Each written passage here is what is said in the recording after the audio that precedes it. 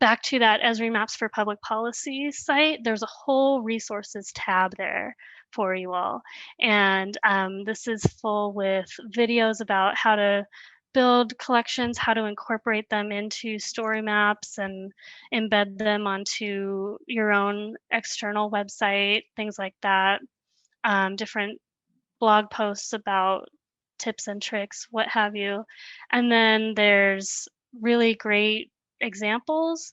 There's a whole bunch of learn lessons and that learn path that I mentioned during the end of the second segment, I believe. But it's available here as well.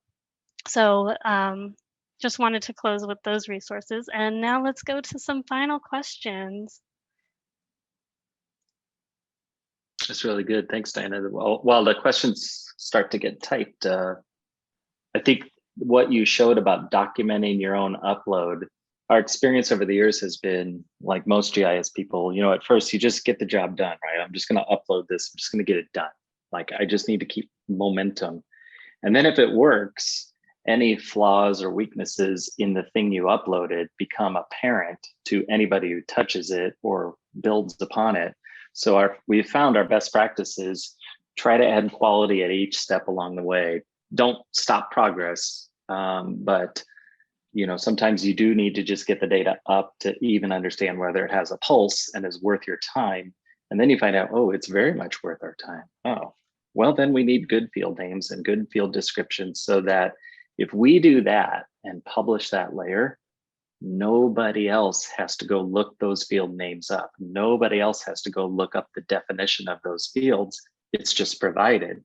And so it saves a lot of work for other people downstream. You'll never get an email, you'll never get a thank you. And that's okay. You don't expect that, but the point is it really saves a lot of work for everyone else in the world if you do just an extra 5 minutes when you set up the layer. And we've found that again and again. I like Erica's comment too about, I can't verify this. She says, I'm too old a GIS, or adding graphics to a map gives me the 3.2 willies. Yeah, ArcView 3.2 willies. I'll also counter that sometimes when you need funding and people see what you're having to do to get the job done, even having to sketch something, why don't we have an official state of California boundary available to us? We need a priority. We need to make it a priority. So sometimes we, on our projects, will deliberately allow some weaknesses to become visible, contextualize them to help people understand, doing the best we can. That's why we put in for, or helped a customer put in for a proposal to get all the official boundary layers created and maintained and updated, so that we're not always scrambling and grabbing a shape file or doing these other kind of uploads. So it's all contextual, which way to go. Yeah, and I say we're coming to the end here, but I actually do have a question for you guys. I think you both done a really great job, and making something engaging for 4 hours is really hard, and you guys did a great job with that. And I actually love that you mentioned data, right? One of the very first things I ever did for GIS in general was just put points on a map, and then I had 7 different people doing it, and so each of them had their own naming convention. And I don't know if you guys, I'm sure you have one. Well, you just give us one story of a challenge like that and how you kind of overcame it.